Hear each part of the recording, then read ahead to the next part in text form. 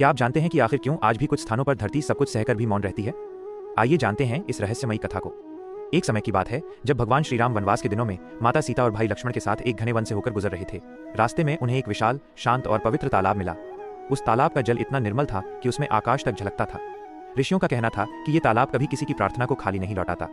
उसी स्थान पर एक वृद्ध ब्राह्मण अपनी मृत पत्नी की आत्मा की शांति के लिए तर्पण करना चाहता था, लेकिन उसके पास न तो सामग्री थी और न ही सहायता। माता सीता ने उसकी व्यथा देखी और करुणा से भर उठी। उन्होंने तालाब के किनारे उगे कुश और पुष्पों से ही विधि पूरी कर दी। तभी आकाश से आवाज आई, पुत्री, तुम्हारा कर्म स्वीकार हुआ।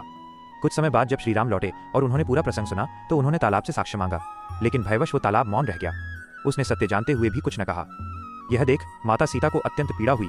उन्होंने कहा, जो सत्य को जानते हुए भी मौन रहता है वो भी असत्य का भागी होता है। तभी माता सीता ने उस तालाब को श्राप दिया, आज से तुम ऊपर से शांत और स्थिर रहोगे, लेकिन तुम्हारा जल धीरे धीरे धरती में समा जाएगा। लोग तुम्हें देखेंगे पर तुम्हारी शक्ति को नहीं समझ पाएंगे। कहा जाता है कि आज भी वो तालाब ऊपर से शांत और उथला दिखाई देता है, लेकिन उसकी गहराई में अदृश्य जलधारा बहती रहती है। इस कथा से हमें ये सीख मिलती है कि सत्य के समय मौन रहना भी अधर्म है और करुणा से किया गया कर्म कभी व्यर्थ नहीं जाता। बोलो जय श्री राम।